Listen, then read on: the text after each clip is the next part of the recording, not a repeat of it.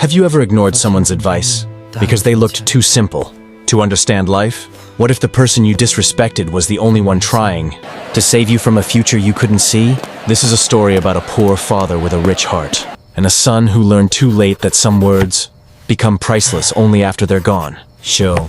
Once upon a time, in a small town in the USA, there lived a young boy who grew up with a father everyone called poor, but no one could call weak. His father worked long hours doing simple jobs, fixing fences, carrying boxes, cleaning stores. Anything honest that brought food to the table. Their home was modest, the furniture old, the clothes repeated, and the fridge never full. Yet the father carried a calm dignity, the kind that doesn't beg for attention. Every evening, after work, he would wash his hands, sit beside his son, and speak softly like he was planting seeds into the boy's future. He didn't offer big dreams. He offered strong rules. Respect time, save money, stay disciplined, and choose character over pleasure. To the father, those weren't just words. They were survival. But the boy didn't hear wisdom. He heard embarrassment. He looked at his father's rough hands and tired clothes and thought, what can he teach me? At school, he saw classmates with nicer shoes, bigger houses, and parents who looked successful.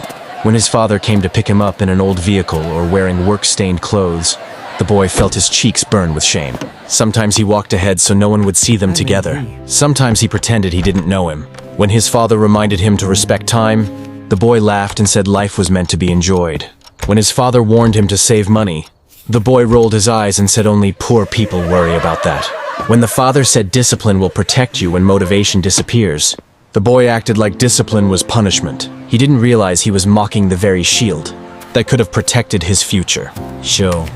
As the boy grew older, he started chasing what looked exciting, not what was right. He spent money fast, just to feel equal to people who had more. He wasted time like it was endless, sleeping late, skipping responsibilities, and choosing pleasure over progress. He wanted quick respect, quick attention, quick happiness. His father watched quietly.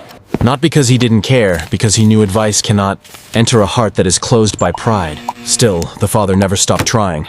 He would repeat the same lines, gently and patiently. Even when the boy sighed in frustration, his father spoke gently, reminding him to respect time, save money, stay disciplined, and choose character over pleasure. Each word was spoken with care, shaped by years of struggle and honesty. But the boy didn't hear wisdom.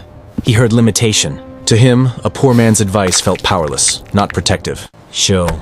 As the boy grew into a young man, he chased dreams without discipline to hold them. He quit when work became hard and trusted shortcuts that promised quick results. Time slipped away, money disappeared, and responsibility was delayed. Slowly, life returned every wasted hour as debt and every excuse as failure. When his father passed away, the boy returned to the small home he once felt ashamed of.